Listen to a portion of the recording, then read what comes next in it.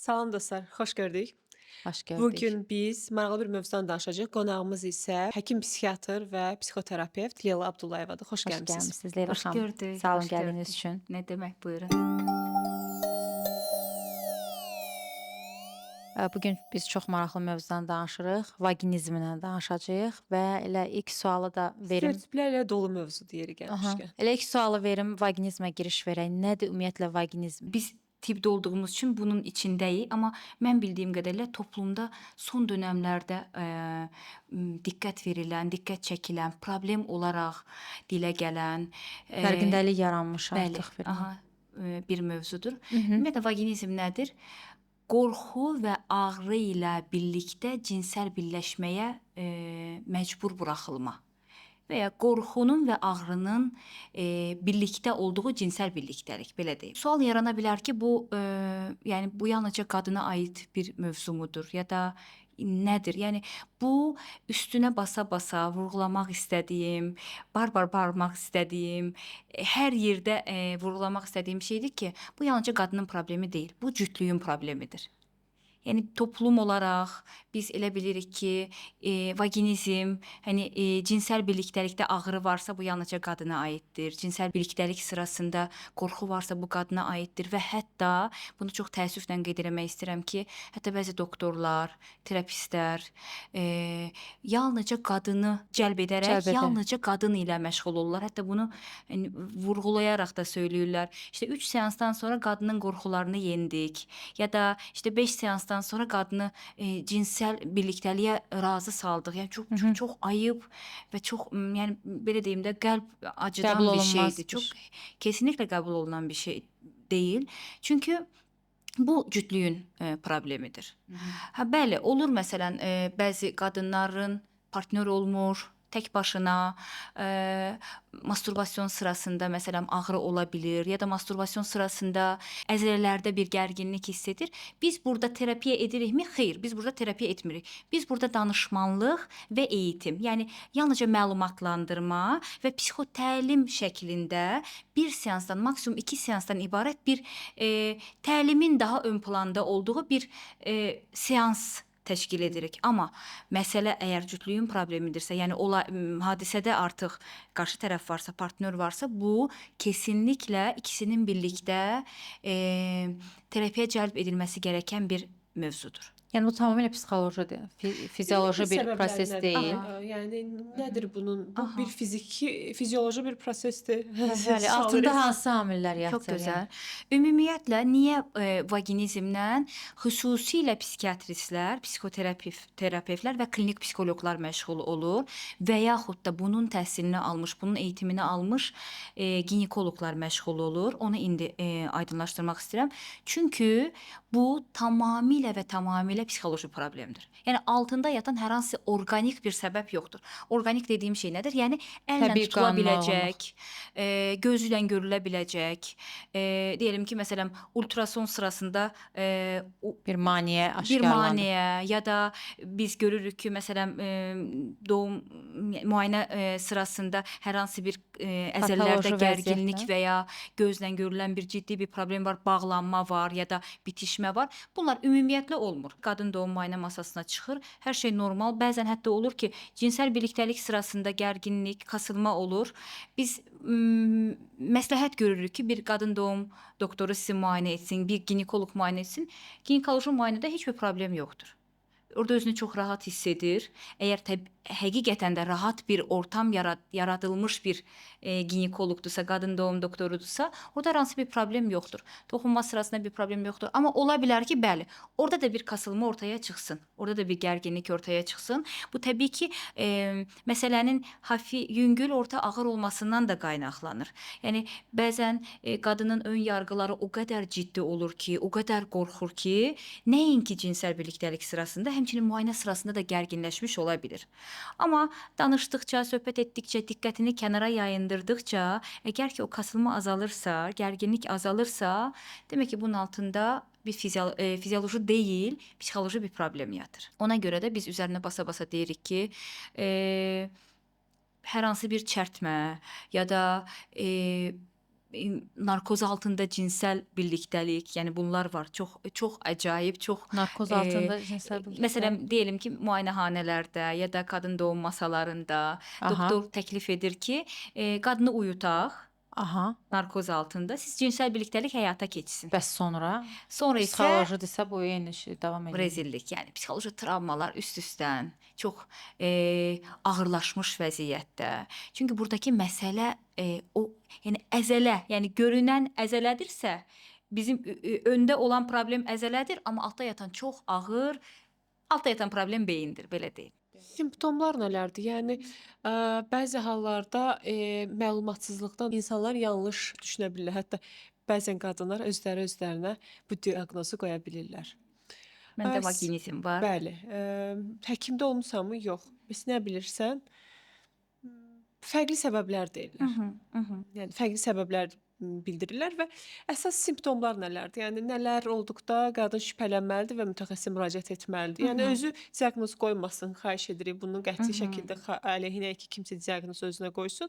Lakin hansı əlamətlərdə artıq bilməlisiniz ki, ehtimal var və mütəxəssisə müraciət etməlisiniz. Ümumiyyətlə vaginizm problemi ilə bizə baş vuran yenə də dediyim kimi əksər hallarda qadın olur. Məsələn, mən bu günə qədər hadisə şahidi olmuşam ki, məsələn, yoldaşı çox bilgilidir, çox maariflənmişdir və qadın qəbul etmir bunu, yaxud da qadın utanır, yoldaşına dəstək olmaq məqsədi ilə gəlir, şikayəti anlatır və mən çox istəyərəm ki, biz birlikdə terapiyaya gələk və bu həqiqətən bizi çox sevindirən bir şeydir ki, yoldaşı bunun qadından qaynaqlanan bir problem olmadığını vurğulayaraq özü ilə birlikdə bir dəstək tələb edir.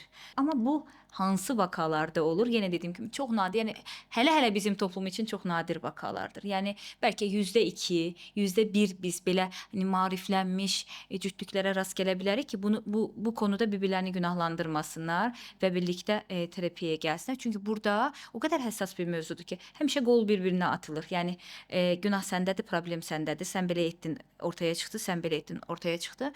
Biz yəni tip bunu deyir. Yəni ilk cinsel birliktelik olmayana qədər biz hər hansı bir qadında ya da hər hansı bir cütlükdə vaginizm probleminin ortaya çıxacağını görə bilmərik. Yəni belə deyim, tibbi olaraq bu çox etik bir şey deyil.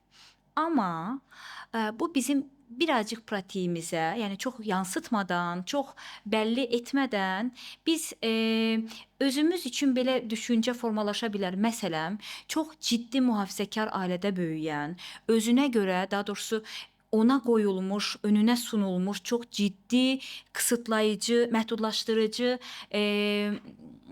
şərtlərə sahib olan, cinsəllik haqqında danışılması qadağan edilən, ümumiyyətlə oğlan dostları olmayan, yaxud da bu mövzuda ümumiyyətlə söhbətdən qaçınan, hətta bu söhbətin günah, ayıb, suç, tərbiyəsizlik olduğu önə sürülən ailələrdə böyüyən gənclərdə Bütöv bir bu tərz nəsil deyə bilərik vakaların, bizim bəli, nəsil. Maalesef ki, əfsus ki, bu tərz vakalar ortaya çıxa bilir.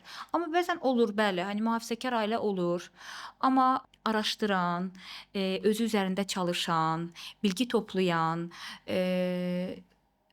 aralarında duygusal bağ, ən önəmli şey budur. Aralarında duygusal bağ, duygusal münasibət formalaşan cütlüklərdə heç belə problem ortaya çıxmır. Yəni yenə dediyim kimi, bu literatür deyir ki, belə bir şeyi öncədən deyə bilmərik. Kimdə vaginizm ortaya çıxacaq, kimdə ortaya çıxmayacaq. Geriyə yönəlik baxırıq. Diyelim ki, məsələn, qadın oturdu, kişi oturdu. Biz ümumiyyətlə ilk müayinədə biz yaxşı olar ki, qadının cinsel öyküsünü ayrıca alırıq, kişinin cinsel öyküsünü ayrıca Keçmişini alırıq, yəni. keçmişini, bəli. Niyə? Burada bir-birlərini günahlandıracaq, bir-birlərini sonraki dövrlərdə incidəcək nüanslarla qarşılaşmasınlar. Bəli, ola bilər. Çünki cinsel keçmiş, özgeçmiş özünə aiddir və paylaşmaq məcburiyyətində deyil. Həmçinin kişi də elə. Bəlkə qadının travmatik bir olayı vardır. Bəlkə kişinin travmatik bir olayı vardır. Yaxud da kişinin qadına yaxlaşım tərzi doğru şəkildə deyildir. Ona görə də ilk görüşməni çıxmaq şərti ilə sonraki görüşmələr hər zaman birlikdə olur. Hər zaman cütlük şəklində olur. Amma biz ilk görüşmədə yarım saat kişi ilə, yarım saat qadın ilə ayrıca görüşüb onların tək başına cinsəl özgeçmişlərini əldə edirik. Ümumiyyətlə çoğu zaman nə olur? Çoğu zaman bunun altında yatan ən böyük problem yanlış bilgiləndirmə. Cinsəllik ayıbdır, günahdır, suçdur. Aman danışılmasın. Danışıldığı zaman işte ağzından vurulma, susturulma, bastırılma, yaxud da hətta belə deyim, adət olmanın, yəni menstruasiya olmanın belə iyrənc, murdar, məsələn, menstruasiya olduğu zaman, yəni bu tərz qadınlar keçmişə biz baxanda və onun hani qızlıq dönəmini incələyəndə menstruasiya olduğum zaman özümdən nifrət edirdim. Həya ən murdar insan idim. Hətta qanına toxuna bilməyən, özünü məsələn sonrakı dönəmdə hani gigiyena qaydalarına, menstruasiyadan sonra gigiyena qaydalarına belə doğru düzgün riayət edə bilməyən, yəni etməkdən qaçan, çünki o iyrəncdir, çünki ona lanse edilib ki, o murdardır, ona toxunmaq olmaz. Hətta fizioloji olaraq öz qadın cinsiyyət orqanlarını tanıya bilməyən, toxuna bilməyən, ümumiyyətlə incələyə bilməyən, hətta və hətta, yəni bəlkə buna yəni heyrətlənə bilərsiniz, güzgü qarşısında belə özünü tək, yəni çıplaq şəkildə izləməkdən qaçan qadınlar var. Bu bizə artıq vaginizm üçün belə deyim, zəmin yaradır. Bəli. Məsələn, kişinin heç bir zaman, yəni qadınla ünsiyyətin qaydalarını bilməyən, ətrafında hər hansı bir qadın dostu olmayan bu günə qədər, ümumiyyətlə bu barədə məlumatı olmayan, ilk cinsəl birlikdəlik sırasında necə davranacağını bilməyən ya da ilk cinsəl birlikdəliyin məhz ilk gecə olması gərəkdiyi lanse edilmiş, olmazsa və başqa rezillik məsuliyyətlər olar. boynuna qoyulan Muhakkak. qadınlar. Mütləq. Yəni və ya hani kişiliyin ilk gecə ilə ölçüləcəyi düşüncəsi ilə, ön yargısı ilə olan məsələn cütlüklər vardır. Bu görüşmələr sırasında danışılır, ortaya tökülür. Yəni yüzləşilir, biraz kobud çıxır burada. Çox üzləşmə etmirik ilk görüşmələrdə. Amma yəni danışarkən, ortaya tökülərkən bunlar görülür ki, nə qədər yanlış maarifləndirmə var. Hətta heç maarifləndirilməmə var. Yəni nə qədər yanlış bilgilər, qulaqdan dolma. Yəni bu bilgilər kitabdan ya da doğru şəkildə olmadıkça muhakkak bunun yerini yanlış bilgilər doldurur. Məhəllə bilgiləri doldurur. Kino bilgiləri, film bilgiləri doldurur. İşte porno bilgiləri doldurur. Anlatabildim mi? Yəni ona görə də bunun üçün həmişə üzərinə basa-basa söyləyirik ki, bu nə sənin günahındır, nə sənin günahındır. Nə sənin eksikliğindir, nə də sənin eksikliğindir. Bu ilişkidə olan bir problemdir və biz hər zaman cinsəl terapidə, cütlük terapiyasında sizinlə işimiz yoxdur. Yəni bizim burada üçüncü muhatapımız, üçüncü obyektdir. Bu da şeydir, münasibətdir, ilişkidir, əlaqədir. Bunu biraz bizim toplumda hani vurğulamaq biraz çətin olur. Məsələn, bunu qadına söyləmək ki, bəlkə sənin işte bu bəylə, bu partnörlə deyil də başqa bir partnörlə heç bəlkə vaginizm problemi ortaya çıxmayasıydı.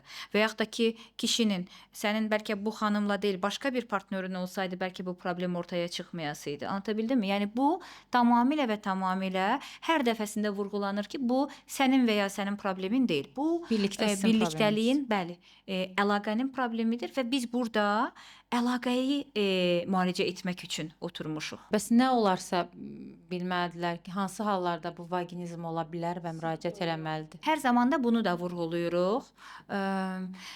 Cinsəllik və yaxud da cinsəl ilişki yalnızca və yalnızca penisin vaginaya daxil olması deyildir. Yəni toplum olaraq bunu bilirik. Yəni çünki gözlə görülən cinsəl birlikdəlik tamamlandı. Yəni penis vaginaya daxil oldu. Cinsi akt tamamlandı. Bəli, cinsi akt tamamlandı, amma elə deyil. Yəni toxunmadan tutun, öpüşmədən tutun, sarılmadan tutun, dəri təmasından tutun, boşalmaya qədər, yəni bütün bu prosesin hamısı cinsəllikdir, cinsi aktdır. Yəni bunun birisinin eksik olması, ümumiyyətlə cinsi akt tamamlanmadı ya da natamam qaldı ya da belə deyim, uğursuzdur deyə bilmərik. Bu məlumatları da verəndə əslində biraz rahatlayırlar. Məsələn, elə olur ki, öpüşmə, toxunma, birlikdə sarılma, Çox qayət normal gəlir. Cinsel birliktelik sırasında yataqda artıq kaslar gərilir. Penetrasiya zamanı. Bəli, penetrasiya olmasa belə artıq cins akt, yəni onlar üçün gözlə görülən akt sırasında, yəni olması lazımdır artıq. Bəzən elə olur ki, ilk cinsel birliktelik çox normal yaşanır. Yəni bizə verdikləri məlumata görə normal yaşanır, sonraki dövrlərdə vaginizm ortaya Ümumiyyətlə çıxır. sonradan yarana bilirmi vaginizm? Sonradan çox nadir hallarda yaranır. Çoğu zaman birincili olur. Amma cütlük gəlir, bizim ilk gecəmiz çox normal keçdi. Heç bir problem yaşamadıq. Sonradan vaginizm ortaya çıxdı, amma araşdıranda, incələyəndə o gecədə yəni o cinsi akt sırasında mütləq və mütləq bir anlaşmazlıq olub. Bir bunu dırnaq içində deyəcəm, çünki kobudluq cütlüyə görə bəzən birisi üçün çox hafif davranışlar belə kobud ola bilər, birisi üçün çox kobud davranışlar belə normal ola bilər. Yəni onların algıladığı, yəni idrak etdiyi, dərk etdiyi və ya qəbul etdiyi kobud davranış olub. Yaxud da sürə gözlənilməyib, zamana diqqət edilməyib, ya da izin alınmayıb, rizası alınmayıb.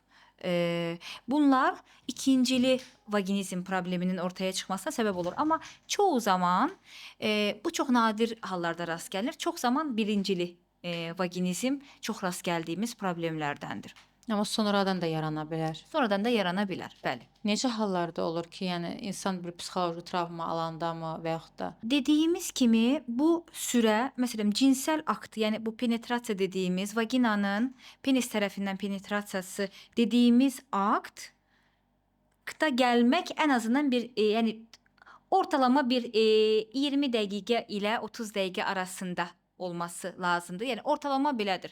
Yəni bir sürə muhakkak tanınması lazımdır.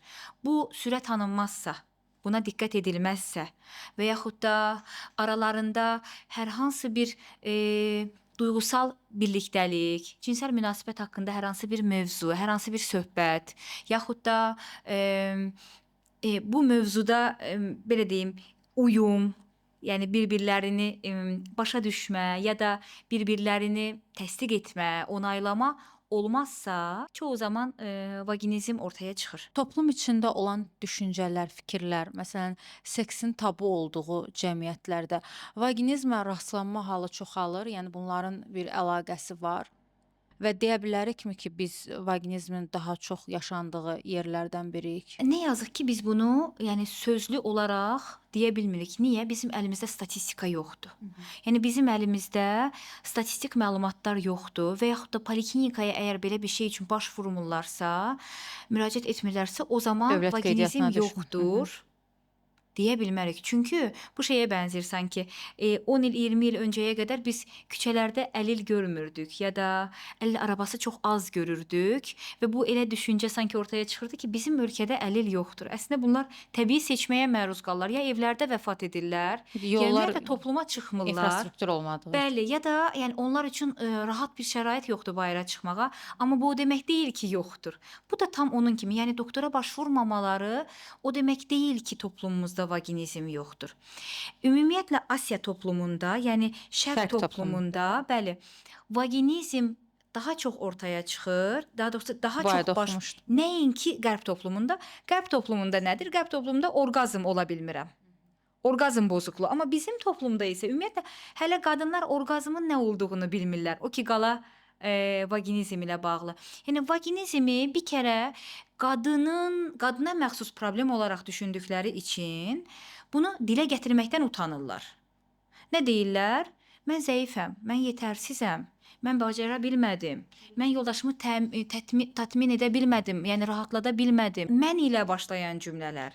Yəni bunu bir kərə maarifləndirmə sırasında bu səndən qaynaqlanan problem deyilli anlatmaq onlara bu işimizi nə qədər rahatlaşdırır, bu problemi nə qədər rahatlaşdırır və yaxud da yenə dediyim kimi suçlayıcı, günahlandırıcı deyil. Yəni bu yoldaşından qaynaqlanır deyil, bu səndən qaynaqlanır deyil, bu əlaqənin problemidir. Başa düşmələri nə qədər rahatlamalarına səbəb olur. Altda yatan psixiatrik tablo varmı? Var. Məsələn, depression, xronik depressiya problemi yaşayan qadınlar, təşviş həyəcan pozuntusu, məsələn bizim toplumda təşviş həyəcan pozuntusu çox rast gəldiyimiz problemdir. Pis bir şey olar, başıma pis bir şey gələr və yaxud da bu fobilər, qorxular. Həm də ilk münasibətdən qorxma. Aynen. Yəni bunlar belə bir tablo ortaya çıxacağının ön göstəricisidir. Və yaxud da vaginizm ilə baş vuran cütlükdə bizim qadında bu problemi araşdırmamız, depressiv bir tablo varmı? Və yaxud da görəsən qorxunu bir kənara qoyaq. Acaba dayanıqlılığı mı azdır? Acaba yəni dözüm gücü mü və yaxud da həzz almayacağını bildiyi içinmi cinsel birliktelik yaşamaq istəmir? Və ya qarşı tərəfi tatmin edə bilməyəcəyini düşündüyü üçünmü cinsel birliktelik yaşamaq istəmir? Yəni bunların hamısını tək incələməmiz lazımdır. Ondan sonra məsələyə giriş etməmiz lazımdır. Və bizim çox qəribə səslənən bir metodumuz var terapiyalar sırasında. Biz cinsel birlikteliği qadağan edirik. Koitusu qadağan edirik. Bunlar çox qəribə gəlir. Məsələn, cütlük deyir ki, doktor biz bunun üçün gəlmişik bura. Siz bunu niyə qadağan edirsiniz? Burada əsas vurğulamaq istədiyimiz nöqtə budur. Siz bugünə qədər onsuz da yanlış bildiyiniz qaydalarla ya da sizi zədələyən, sizi yoran qaydalarla girməyə çalışmısınız bu münasibətə. Gəlin bunu durduraq.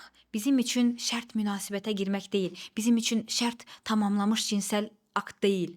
Bizim için lazım olan tamamıyla elə bilin ki kaseti başa sarıb sarılmadan başlayaraq, özünüzü incələmədən başlayaraq, hətta özünə toxunmadan başlayaraq buraya qədər gələn yoldur.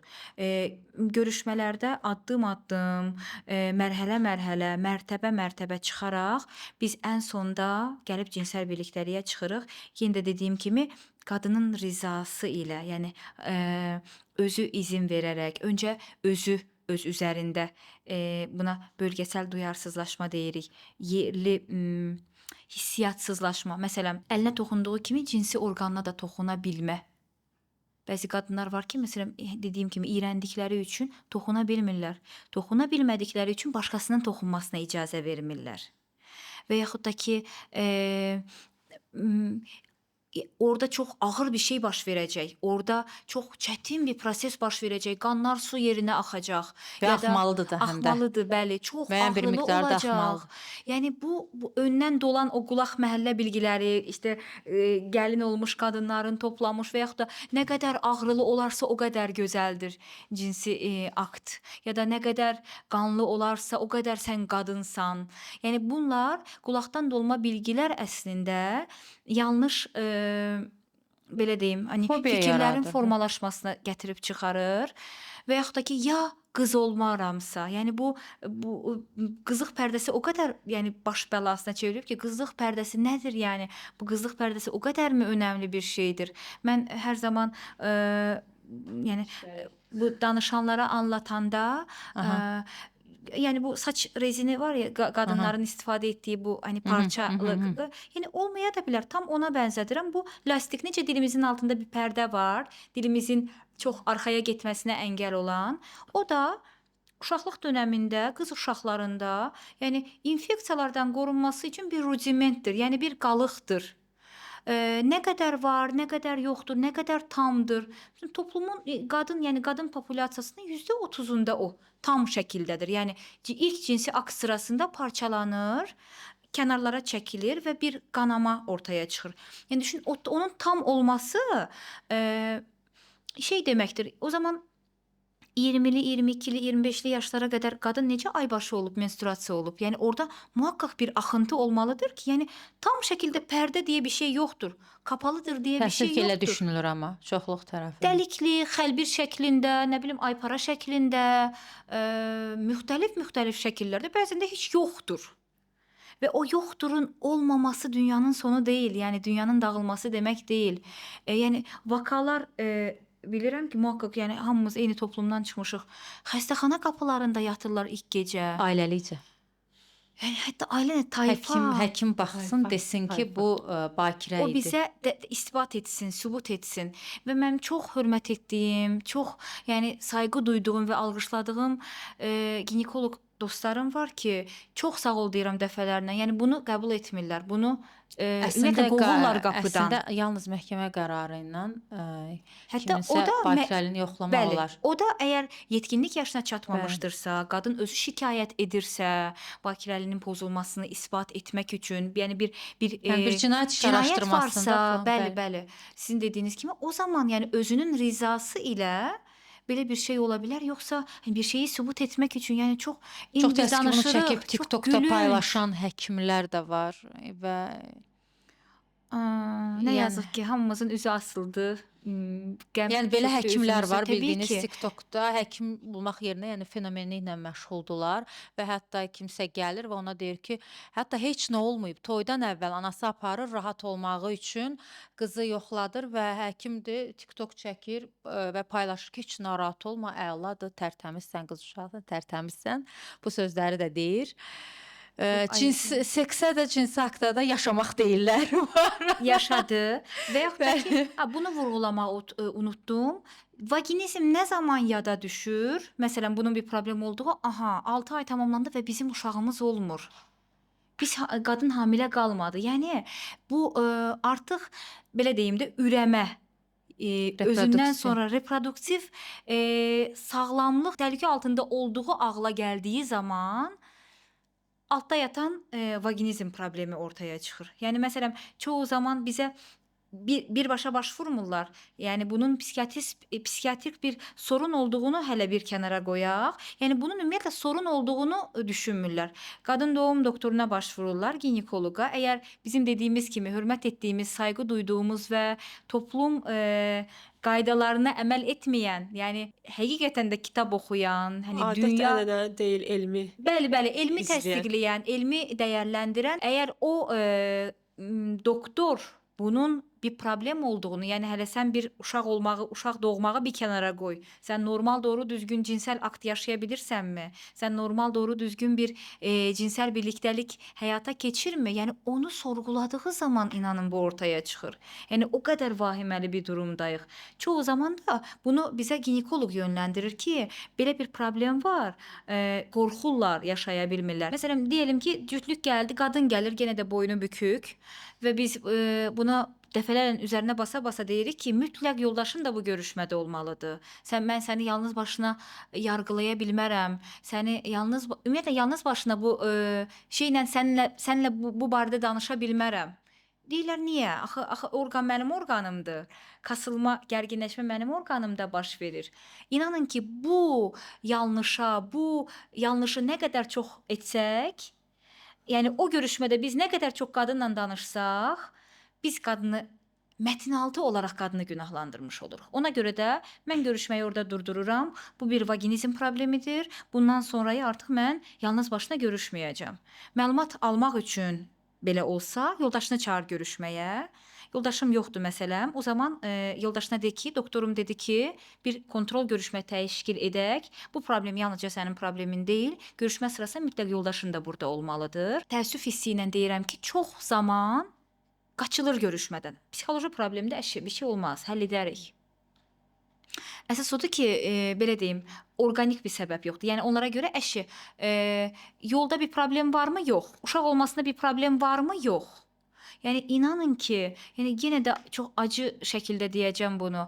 Zorla, hani biz deyirik ki, vaginizmdir, amma hamilədir. Düşünə bilirsinizmi? Vaginizm problemi var, amma hamilədir. Yəni düşünün o cinsel aktı, o nə şəkildə olub. Və qadın, doktor deyir ki, mən səni doğura bilmərəm, çünki yol o qədər balacadır ki və bəzən dediyimiz kimi, məsələn, qızlıq pərdəsi tamamilə parçalanmayıb, paralanmayıb, kənara çəkilməyib. Nə edirlər? Sezaryanla, yəni çox, həqiqətən Sonrası çox daha betər. Yəni bu proses tamamlanmadıqca daha böyük problemlər gəlir. Bəli, bəli. Yəni inanın ki, ona belə razı olurlar ki, yetər ki biz terapiyə gəlməyək. Bu olacaq. Yəni o öz-özünə keçib gedər. Qəbullanmağı çətinlik çəkirlər. Öz-özünə keçib getmə ümumiyyətlə ehtimalı varmı? Yoxsa vaginizm yəni öz-özünə keçib getmir. Həll yolunu tapırlar. Prosesdə həll olub gedər. Lakin bu proses vaqinizmi daha da dərinləşdirir, yəni daha da çətinləşdirirmi? Öz-özünə gedən vaqinizm varmı? Var. Yəni xoşbəxtlikdən var. Amma necə var? Biz ona, yəni belə deyim də, xoşbəxt sonuçlanan vaqinizm deyirik. Bir də var ki, yenə dediyim kimi zorla cinsəl akt tamamlanır. Vaqinizm problem olaraq qalır, amma zorla o elə kasılmış şəkildə də cinsəl birlikdəlik davam edir. Amma necə olur ki, xoşbəxt sonluqla sonuçlanır? Yəni belə deyim də, həll olur. Bunun bir problem olduğunu anlayırlar. Mənim bir cütlük var idi. İlk görüşmədən sonra, maariflənmədən sonra bir sonraki görüşməyə gəldilər ki, doktor, siz demişdiniz ki, koitusu yasaklayıram, yəni birlikdəliyi yasaklayıram. Amma biz elədik, oldu. Çox rahatlıqla da oldu. Yəni nə edirlər? Öz üzərlərində çalışırlar. Məsələn, nə oldu, nə etdiniz? Çox maarifləndirici videolar var. Bəli, hani Azərbaycan dilində çox az olsa da, türkcə yetəri qədər maarifləndirici videolar var. Buna baxırlar, filmlərə baxırlar. Hətta ki, biz artıq ilk görüşmədən həm məlumatı veririk, həm buna yönəlik kitablar məsləhət görürük, həm filmlər məsləhət görürük, həm məsələn buna yönəlik videolar məsləhət görürük.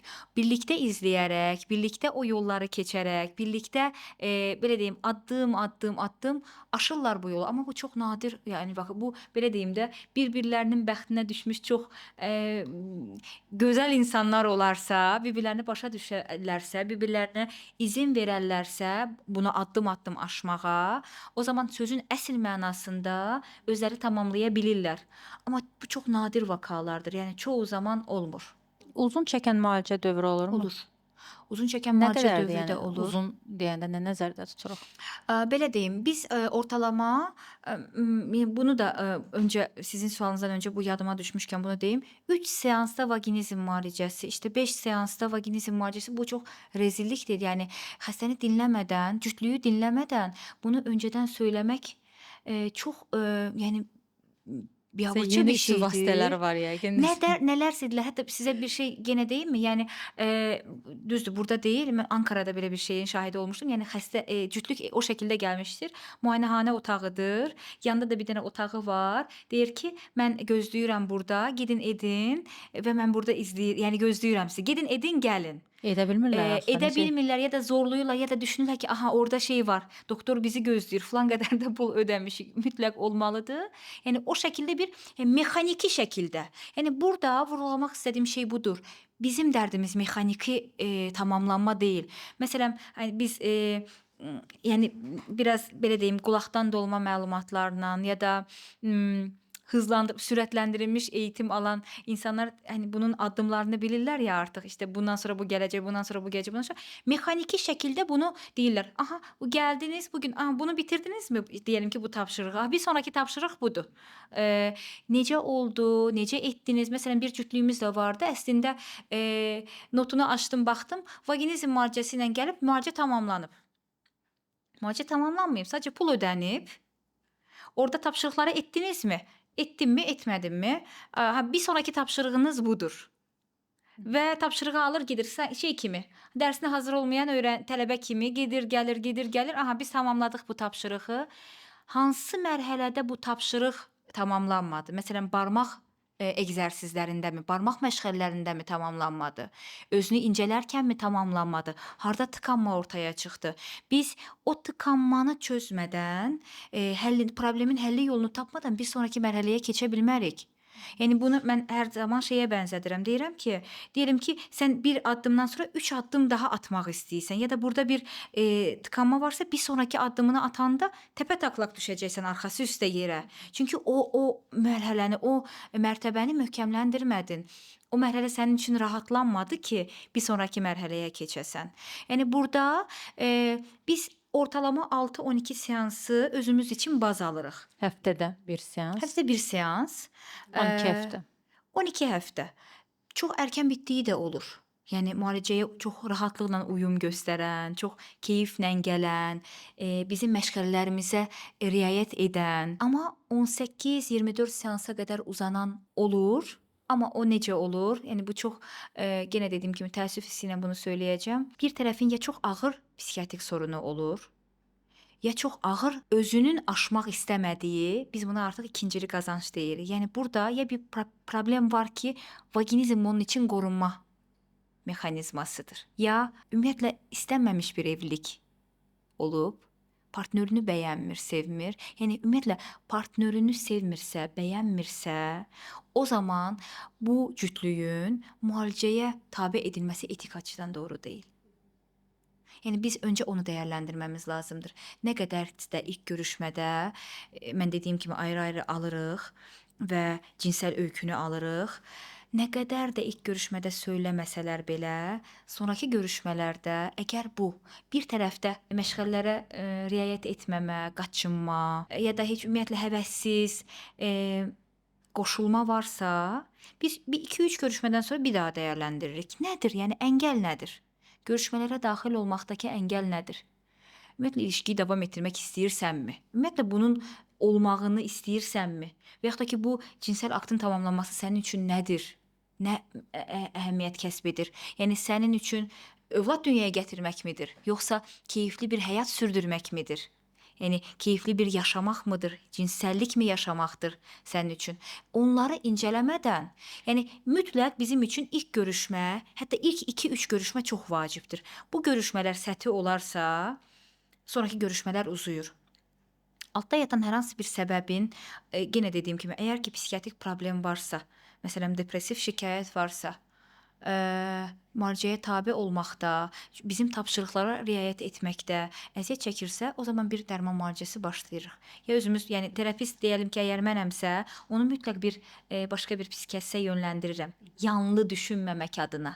Yəni belə deyim, bu terapevtik münasibəti pozmamaq adına mən mütləq onu bir başqa psixiatristə yönləndirirəm dəyərləndirmək üçün.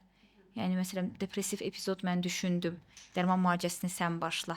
Toparlandıqdan sonra ondan sonra yenidən görüşmələrə davam edirik. Yəni burada tıkanma nöqtələrini mütləq tabloya, masaya yatırmamız lazımdır və nədir tıkanma nöqtəsi?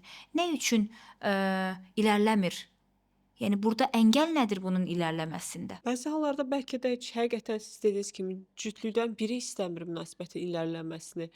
Yəni bugün həyatlarında bir-birlərinə qarşı çox soyuq, yəni hansısa bir məcburi evlilik, hər hansısa bir ailələr bəyənib, tanış olub, uyğun biliblər, evlilirlər. Bu cür evliliklər çoxdur və düzələrlə biz belə deyim də böyümüş cəmiyyətikdə. Cəmiyyətdə bir inanc da var ki, evlənsin düzələcək. Məsələn, oğlandır, davranışlar pis edirlər ki, evlənəcək, düzələcək və yaxud qadındır, qızın davranışlar pissə, evlənəndə düzələcək və evliliyə bir Çıxış yolu. çıxış yolu kimi baxan cəmiyyətdə evlilik əksinə daha Məntiqi da sonluq.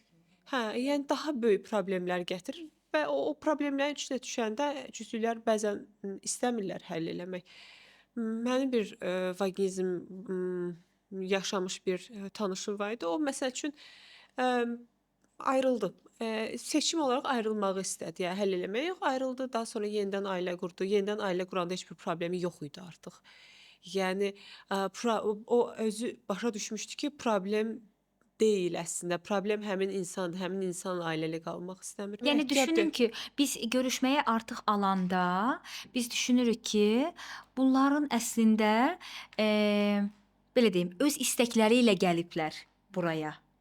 Amma inanın ki, yəni elə şeylərlə bəzən qarşı-qarşıya gəlirik ki, məsələn, ana randevuya alıb deyir ki, mən doktordan mütləq məlumat alacağam ki, görüşmə necə keçdi. Orada hani nə qədər də biz belə deyim, kibar bir psikiyatristlər çox kibardır ya da çox işte yüzləşdirmə yapmaz desək də, orada biz ananın çox üzləşdirərək, çox belə deyim, hani kibarca tənbihləyərək bu sənin həddinə deyil, bu sənin qarışacağın mövzu deyil. Ümumiyyətlə vaginizm haqqında gənclərin probleminin olmasını bilməsi ilgilənmən gereken bir şey deyil.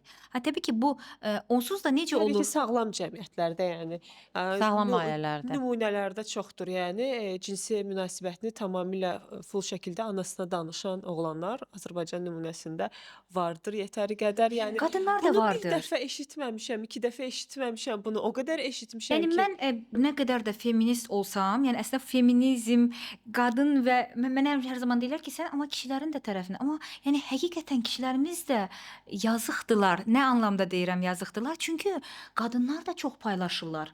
Rəfiqə ilə çox paylaşırlar, ana ilə çox paylaşırlar. Yəni bunu yəni cinsəllik özəl bir şeydir. Yəni bundan çox şikayət edən oğlanlar da vardır. Yəni mən istəmirəm bizim cinsəlliyimiz paylaşılsın. Mən istəmirəm bizim ailədə olan problem paylaşılsın. Bəlkə də bilmirəm, şansıma, mənim bəxtimə düşənlər belə olduqları üçün mən onların tərəfini tutmağa seçmişəm.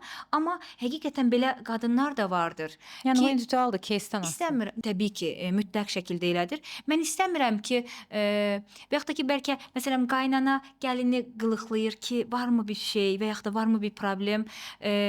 Bizim aramızda belə bir problemin olduğunu ana oğula söyləyir və oğul çıldırır ki, belə bir vaka var idi. Ona görə hani bu yadıma düşdü ki, niyə mənim problemim paylaşılmalıdır? Niyə mənim yaşadığım? Bəlkə də onu bir natamam bir proses olduğu üçün bəlkə də çox əsəbləşib, çox gərginləşir. Hani təbii ki, onun da incələnməsi lazımdır. Amma kişilər qədər qadınlarımız da günahkardır. Estağfurullah, yəni günahkar həddimə deyil kimisə günahkar çıxartmaq, amma bilgisizdir, maarifləndirilməyib, yanlış bilgilərlə dolub qulaqları.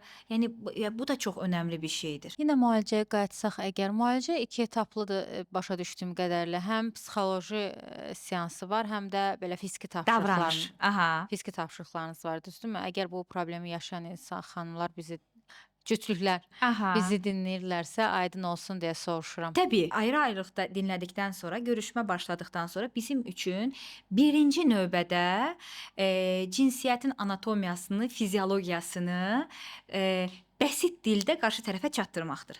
Hətta elə olur ki, və burada üzərinə basa-basa, vurğulaya-vurğulaya biz penis, vagina Normallaşdırmaq çox üçün. normallaşdırır ki, siz də aranızda ad qoşaraq danışmayın. Rahat-rahat danışın ki, sizin aranızda bu mövzular açılsın, bu mövzular paylaşılsın. Yeməkdən, içməkdən danışdığınız kimi bu mövzulardan da rahatlıqla danışın. Cinsi tərbiyə uşaqlıqdan yanlış gəlir. Təbii ki. Məsələn, o Ə, filan şey, məsələn deyən ad var. qoyurlar, heyvan adları Ara qoyurlar. və yaxud da ara, məsələn aram deyir. Qadın deyir aram. Aram nədir? Yəni vagina denən. Ara nədir yəni? Aram. Yəni Uy, deyir onu aram. bir ilk dəfə eşidirəm. Aynen ora və yaxud da orası, ora Aha. deyir, ad qoyur özünə. Yəni nə qədər bəsitləşdirsək, onsuz da bizim dərdimiz buraya qədər gələn şey onsuz da biz Oradan düşünün başlayır, ki, bəli. oradan Qorxular, toplayırıq və fobiyalar, oradan travmalar. başlayırıq incələməyə və burada normalizə etməyə çalışırıq. Hətta siz düşünün ki, biz açırıq məsələn işte tabletdə ya da kağızlarımız var. Cinsel orqanı göstərəndə və yaxud da atlasdan göstərəndə utanırlar, bir-birlərinin üzünə baxmırlar. Yəni siz düşünün ki, yəni yataqdaykən buraxın yatağı, yəni çıplaq olaraq bir-birlərini görə bilməyən, görməyən, görməkdən utanan cütlüklər var. Mən yalnız qaranlıqda cinsi akt yaşaya bilən və qadınlar. üzərini hızlıca geyinən, yəni cütlüklər var. Yəni təbii ki, onlar tamamlanmadıkca biz burayı, yəni bizim üçün aktı ona görə biz qadağan edirik. Yəni yavaş-yavaş aydınlaşır. Niyə biz aktı qadağan edirik? Problem cinsin aktının tamamlanmasıdırsa, onu qoyuruq 20-ci mərtəbəyə. 1-ci mərtəbədən başlayırıq. Sən öz cinsi orqanı tanıyırsanmı? Qadın ayrı, kişi ayrı. Sən ümumiyyətlə öz cinsi orqanına toxuna bilirsənmi? Qadın ayrı, kişi ayrı. Sən özünü ayna qarşısında incələyə bilirsənmi? Yenə də qadın ayrı, kişi ayrı. Yəni bunlar tamamlandıqdan sonra, təbii ki, bunların yanı sıra çox sürətlənmiş şəkildə mən anlatacağım terapini ki, hansı yollardan keçirik və bunlar yanı sıra, yəni tək-tək ayrıca özlərinə məşğələ veririk və ayrıca birlikdə zaman keçirmə. Deyəlim ki, məsələn, hər gün, məsələn, bəs deyir ki, doktor, biz səhər gedirik, işə axşam gəlirik, heç birlikdə keçirdiyimiz zaman yoxdur. Amma yəni bu terapi üçün onu edəcəksiniz. Hər gün cinsəllik dışında, qeyri-cinsel diyelim ki, tənsel toxunma ilə divanda, işte kresloda bir-birinizə toxunaraq istəyirsiniz kitabınızı oxuyun. İstəyirsiniz bilgisayarda hər kəs öz işinlə məşğul olsun. Ya da ideal olar ki, birlikdə bir film izləyəsiniz. Yarım saat. Çox deyil məsələn. Tamam edə bilmirsinizsə, o zaman həftədə 2 kərə özünüz üçün zaman təyin edin. Diyelim ki, ikinci, 5-ci günlər saat 11-in yarısı. Bunlar öz axarında gedir. Digər tərəfdən də özləri ilə olan məşğələlər gedir. Bir sonraki görüşməyə gəlirlər. Nədə əngəl yaşadınız? Bizim qadın deyir ki, mən özümə toxuna bilmədim. Kişi deyir ki, məndə bir problem yoxdur. Genəldə belə olur. Kişi deyir ki, mən müəyyən bir mərhələyə qədər gəlir. Bu əslində cəmiyyətdə yəni o uşaq vaxtından, yəni qızlar uşaq vaxtından tamamilə qapadılır, ayıbdır və s. İrənirəm, murdardır, Bəli, olmaz oğlanlar toxunma. amma məsəl üçün oğlan uşaqları adətən lüt gəzirlər, normallaşdırılır. Bu oğlan cinsi orqanı onun üçün Göstərəmləri. əmilərə göstər, Daha yəni çox keyif verir, bəli, keyifli şəkil. yəni oğlanların cinsi orqanı, oğlan uşaqların cinsi orqanı ayıb sayılmır, əksinə qürur sayılır. Uşaq vaxtından onu təlqin edirlər, amma qızlar ayıbdır. Yəni hətta Kapat, fikirləşsən, ört, bağla. donda belə qızlar donda belə oturanda mütləq onlara düzgün otur Ayaqlarını qadağası qoyulur. bağla, Bəli, üstünü ayaqlarını. ört, ayağını qaldırma. Yəni bu artıq bir yerdən sonra verici. Yəni alıcı deyil, verici olacaqsan. Yəni bütün həyatın boyu sən verici olmalısan. Yəni qarşı tərəfin həzzinə yönəlik. Qarşı tərəfin hər şeydən kənara çıxıram. Məsələn, bu vaginizmdə deyir ki, işini görsün, qutarsın, bir şey olmaz. Mən kasılsam da olar. Mən gərginləşsəm də olar. Amma yəni Yəni sürekli seksin ancaq özünü kişilərə xidmət bəli, edilmiş. yəni həzzin yalnızca kişilərə xas olan bir şey olduğunu düşünən, yenə də gəlib dayanırıq maariflənməyə. Yenə də gəlib dayanırıq məsələn orqazmdan ümumiyyətlə heç xəbəri olmayan gənclər var ki, hani qadın orqazmı varmı, yoxmu? Və yaxud da ki, qadın orqazmı necə bir şeydir, o da nədir? O ancaq kişiyə məxsus olan bir şeydir. Yəni hər şey yenə gəlir maariflənməyə dayanır. Yenə az öncə dediyim kimi bəzən bir seansda belə tamamladığımız vakalar olur. Yəni bu sürətləndirilmiş bir terapi deyil, sadəcə doğru düzgün maarifləndirmə olarsa, doğru düzgün bilgiləndirmə olursa, bəzən olay bir seansda belə həllini tapa bilər. Terapiyaya gəldikdə isə deyəlim ki, toxunmalar, sonra isə yataqda. Hələ ki, alt paltarını çıxartmadan qeyri-cinsi orqanlar, hani orqanları bölmək, cinsi, qeyri-cinsi orqanlar çox absurd bir şeydir, amma şey ağlıma gəldi, beyin ən böyük cinsi orqanımızdır deyirik. Amma yəni özü üçün təyin edilmiş, məsələn, qadın deyir ki, hələ ki məməmə toxunmasını istəmirəm. Ya da hələ ki yəni vaginama toxunmasını istəmirəm. Amma o zaman yəni mərhələ-mərhələ vücuduna toxunaraq, toxunmaqdan hər hansı bir, məsələn, qıcıq duyursanmı, ya da gərginlik duyursanmı, nə qədər ki, tamamilə bir mərhələni stabilizə etdikdən sonra bir sonraki mərhələyə keçirik. Bir sonraki mərhələmiz nədir? Təbii ki, burada ayrı-ayrı özlərinin də özləri ilə məşğul olmaları davam edir. Ayna qarşısında özlərini incələmə, vaginaya toxunma, penisə toxunma ayrı-ayrılıqda davam edir. Sonra isə qeyri-cinsi orqanlardan sonra cinsi orqanlara toxunma. Məsələn, qadının kişinin penisinə toxunması, kişinin qadının məməsinə toxunması normalizə etdikdən sonra biz artıq keçirik barmaq məşğələlərinə. Barmaq məşğələlərində də öncə başlayırıq qadının özünün öz barmağı ilə vaginasına toxunması. Yəni qadın niyə bəzi terapiya yöntəmləri var ki, və bəzi ekollar var ki, bunun üçün müxtəlif əşyalardan da istifadə edir. Amma bizim bir hocamız vardı, hər zaman deyirdi ki, barmaq çox rahatdır, çünki hər zaman yanındadır.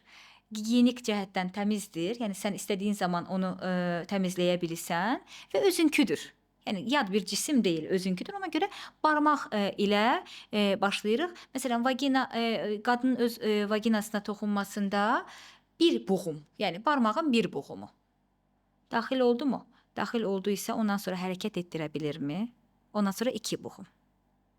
Ondan sonra 2 barmağın bir buğumu.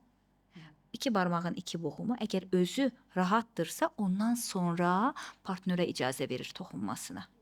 Yəni partnör özü artıq barmaq ilə bunları izah edəndə, danışanda o qədər gülürlər, o qədər çəkinirlər, utanır, amma biz müəyyən bir mərhələdən sonra zaten hani bu məşğələlərə keçirik ki, orada artıq onların gərginliyi də azalır. Onlar bir-birinə toxunma sırasında artıq bir-birləri önündə olan sınırlar da artıq, sərhədlər də ortadan qalxır. Ondan sonra artıq barmaq egzərsizlərində də bir problem yoxdursa, artıq penisin başı ilə denəməyə başlayırlar. Penisin başına artıq öncə hərəkətsiz qaldımı? Nə hiss edirsən? Sən nə hiss edirsən? Bir gərginlik varmı? Ağrı varmı? Ağrı varsa çəkdi. Bir sonraki gün yenə qadının icazəsi ilə bir kərə daha denəyir. Və sonraki dönəmdə isə artıq hərəkət və inanın ki, artıq belə deyim, bu mərhələlərə qalmır artıq.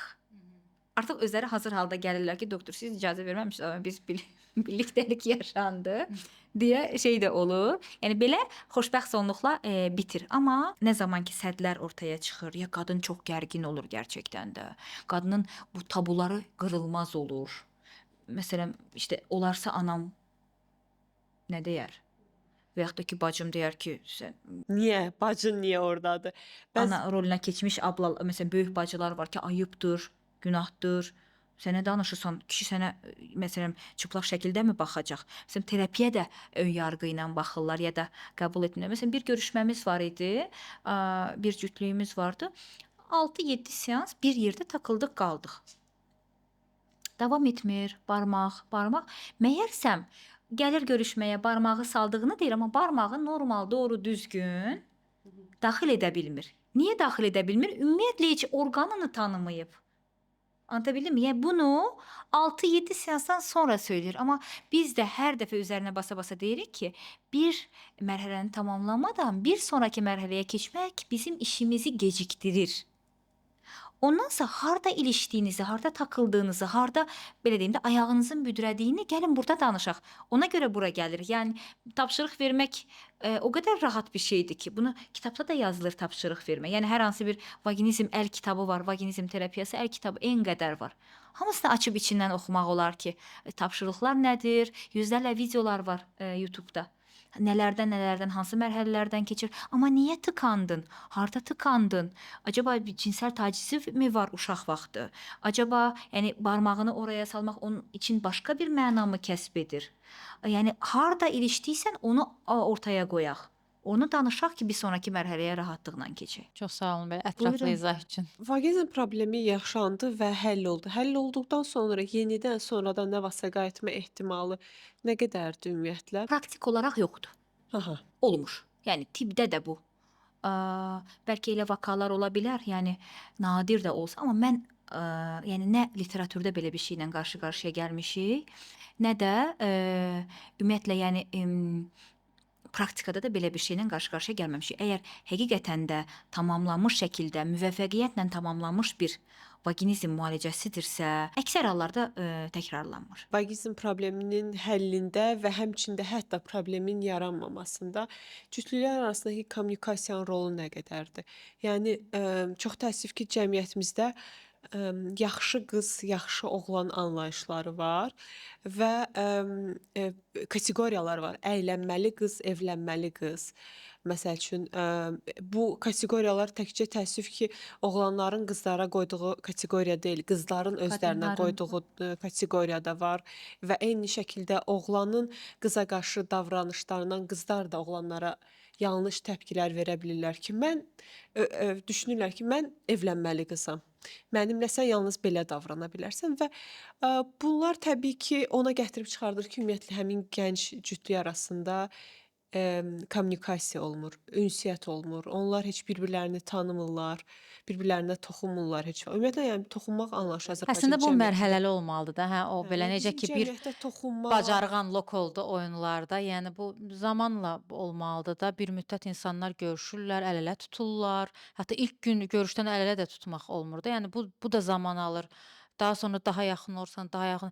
Və bu mərhələləri keçməmiş insanlar birdən-birə toydan sonra üz-üzə gəlirlər və və mütləq də səhərə intim onların bəli. səhərə bütün o mərhələlər lok Və alınır. buna bu Bəli. barədə hesabat verməlidirlər, kimlərsə də gözləyir. Bütün bunlar əslində vaqinizmə yol açan səbəblərdən. Çox haqlısınız. Yəni əgər düşünsək, baxın, bunların sizin dediyiniz kimi hamısı qapıda gözləyən birisinin olması, bunu bir mexanik hadisə olaraq tamamlanması, yaxud da işte pərdə yırtıldı mı, Hə, yırtılmadı qadın mı, düşünür ki, qızam, oradan qan gələcək ya yox, yəni bunların onun stresi. hamısı zaten yəni vaginizm ortaya çıxartması üçün mütləq faktorlardır.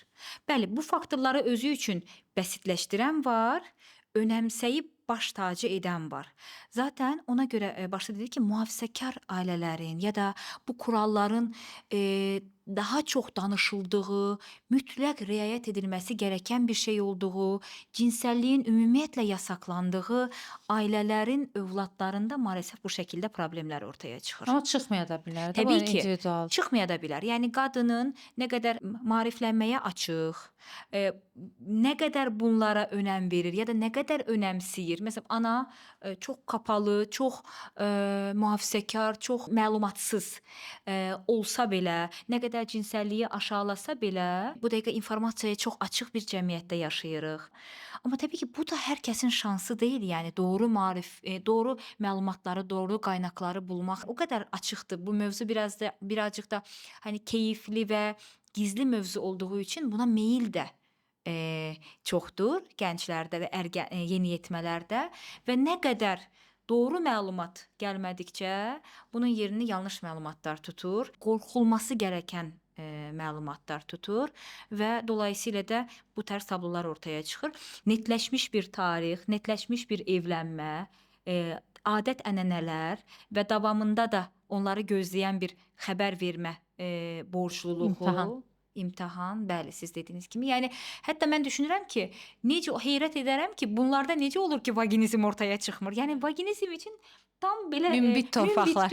bəli, münbit torpaqlarda yaşayırıq, yəni. Biz cinsəl birlikdəlikdə yaxud da cinsi aktda rədd etməni çox küsərək, bunu çox bir-birlərinə hani gönül qoyaraq məni rədd etdi, mən istəmədim, məni eləmədi, mən ümumiyyətlə vəbşə istəmərəm onu kimi şəkildə dilə gətirirlər. Amma hər bir kəsin, hər bir şəxsin istəməmə kimi bir haqqı vardır. Yəni rədd etmə, hazır olmama ya da o gün için keyfi olmama kimi haqqı vardır. Amma burada biz hər zaman belə şərt kəsirik ki, bunu çox normal qəbul edəcəksən, sənə aid, hətta belə bir şey deyirlər, məni rədd etdi, demək ki, məni sevmir. Ya da məni bəyənmir.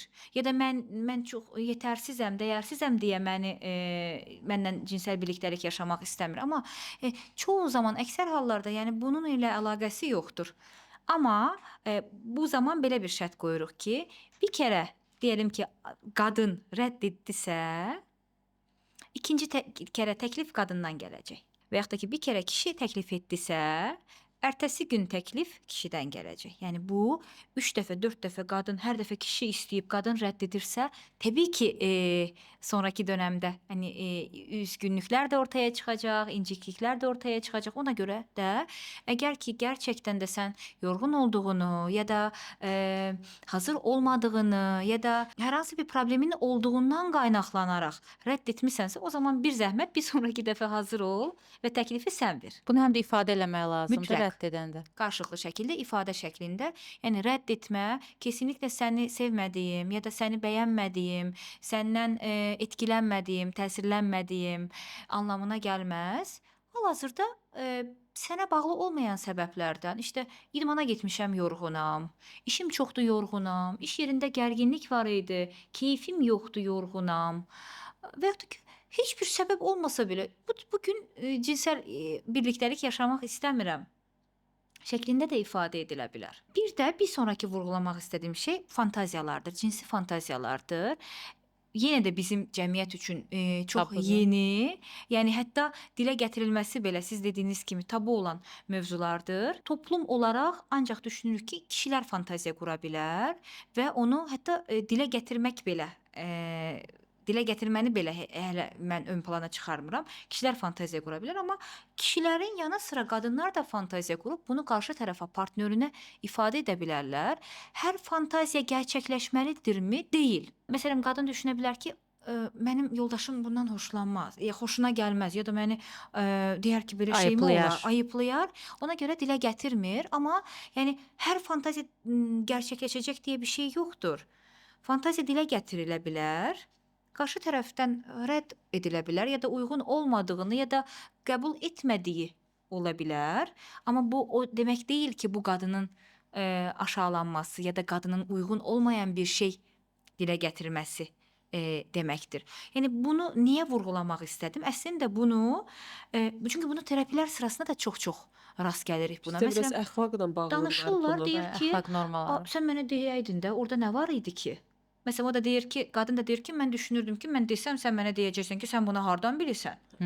Hardan öyrənmisən? Ən vacib əslində məsələdir. Məhz o bayaq dedim o evlənməli, əylənməli qız kateqoriyası bilən qızı artıq əylənməli kateqoriyasına atır Azərbaycan mentaliteti və ona görə də qadınlar bildikləri təqdirdə belə çalışırlar deməsinlər. Çünki o qorxu var ki, fikirləşərlər ki, mən Haqqında nə bilirəmsə, Mən heç mən indiyənə demək ki, qədər beynimdə də seks haqqında fikirləşməmişəm. Ya da Və bu nə bunu- olan və şeydir bunu ümumiyyətlə. uğur olaraq qəbul edirlər. Yox, Gözümü sənin də açdım, belə bir ifadə də var. Bunu uğur, işte yəni həqiqətən çox acınacaqlı durumdayıq və danışırıq və mən Gülürük çox amma yəni gülürük, gülməli aynen deyil. çox yəni bunu həqiqətən yəni çox rastlaşdığım insanlar var ki, bundan qürur duyurlar. Bunu özlərinin yəni çox ciddi olduqlarını ya da çox önəmli bir insan olduqları şəklində vurğulayırlar ki, Dəyərli heç umurumda olduqlar. deyil. Bəli, yəni mənim heç vecimə deyil cinsəllik. O isə çox bastırılmış duyğulardır. Əslində nə qədər keyif verici duyğulardır.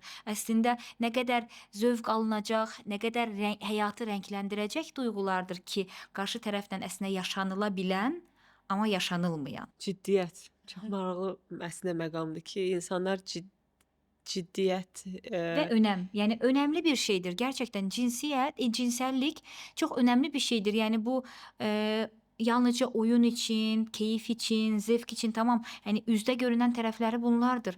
Amma onun bir insanın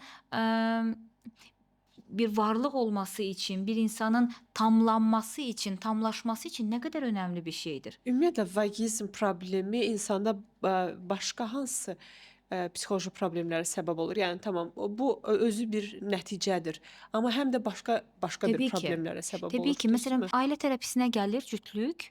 Vaginizmi heç dilə gətirməyə, çünki bizdə terapilər, cütlük terapiləri bölünür cinsəl terapilər və ailə terapiyasına. Cinsəllik və ailəni ayırırıq. Amma praktikada, həyatda, yəni siz özünüz də təsdiqləyirsiniz ki, yəni cinsəl olaraq uğurlu olmayan cütlüklərin ailələri çox davam edə bilmir. Və ya ailəsəl olaraq da problem yaşayan insanların cinsəl həyatları çox keyfiyyətli olmur. Amma yenə dediyim kimi bəzən vaginizmi problem olaraq dilə gətirmirlər və ya da cinsəl problemləri, deyəlim ki, cinsəl işləv pozukluğu ya da cinsəl istəksizliyi dilə gətirmirlər. Bu bizə gəlir anlaşmamazlıq, birlikdə zaman keçirə bilmirik ya da bir-birimizi başa düşə bilmirik.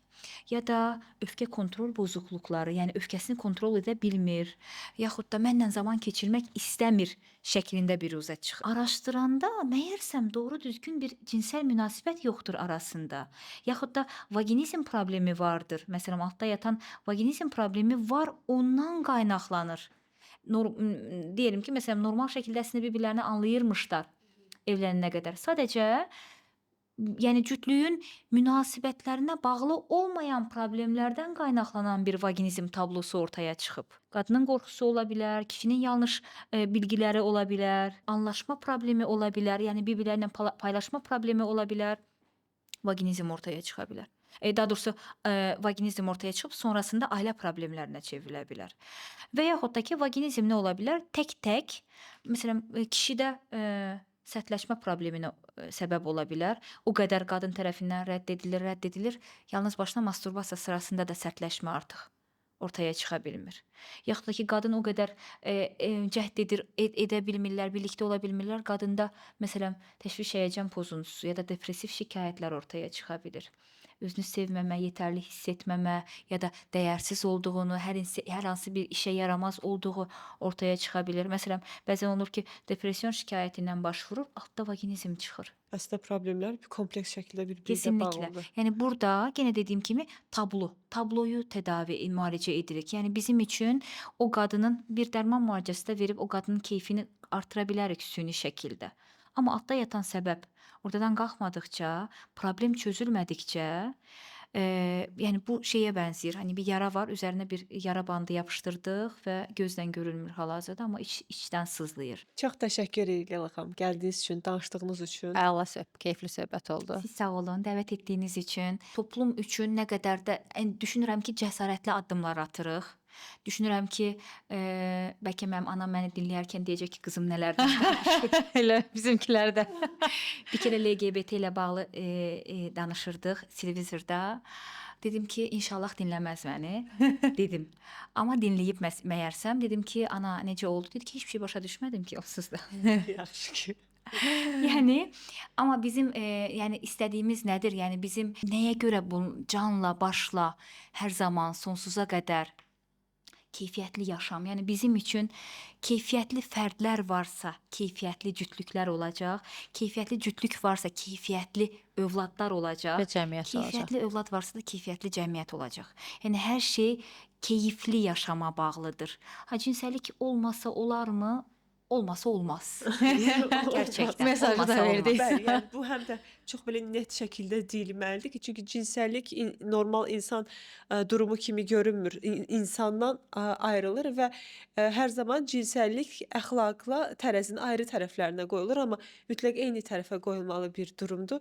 İnsanlar da anlamalıdır ki, cinsəllik normal, insani bir davranışdır və o heç bir zaman əxlaqa zidd davranış deyil. Çünki məhz əxlaqla tərəzinin əks gözünə qoyulduğu üçün bu gün elə bu Çərçivələrimiz, problemləri yaşayırıq. tabularımız. Tabular var, qadınlar var ki, o qədər onlarda o əxlaqın o biri tərəfindədir ki, onlar düşünürlər ki, cinsəllik ağır bassa əxlaqları yüngülləşəcək və bu qorxuyla özlərinə dəhşətli bir Bastırırlar, sərhədlər bastırırlar. qoyurlar. Və bunu da vurğulamaq istəyirəm, unutmadan.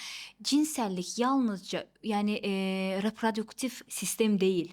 Yalnızca uşaq dünyaya gətirmək deyil. Yalnızca həyatı davam etdirmək deyil. O zaman Zövqdür. kesinlikle, yəni bu da fiziki sağlamlığın bir hissəsidir. Bu da psixoloji sağlamlığın bir hissəsidir. Yəni necə ki Ümumdünya Səhiyyə Təşkilatı deyir ki, bir insanın sağlam olması nə deməkdir? Fiziki sağlamlıq, ruhu sağlamlıq, bir də rəfah içində yaşama, yəni sosial rəfah halında yaşama. Yəni biz fiziki sağlamlıq, yəni fiziki cəhətdən tamdırsa, psixoloji cəhətdən eksikdirsə, o zaman bu yəni tam sağlam insan anlayışına oturmur axı. Yəni bunu Ümumdünya Səhiyyə Təşkilatı belə vurğulayır ki, bu mütləqdir, bu olması gərəkəndir. Yəni tamam reproduktiv bizim için lazımdır, həyatı davam etdirmək üçün lazımdır, amma o zaman cinsel orqanları çıxarılmış qadınlar cinsəllik yaşamasın mı? Ya da cinsi orqanında problem olan kişi cinsəllik yaşamasın mı? Həyatdan keyif almasın mı? Bitti mi yani onun cinsel aktı? Yəni bunu da mütləq vurğulamamız lazımdır ki, dünya yalnızca ürəməkdən ibarət deyildir. Çoxalmaq istəməyən ailələr vardır. O zaman onlarda cinsəllik olmasın mı? Olsun. Olsun.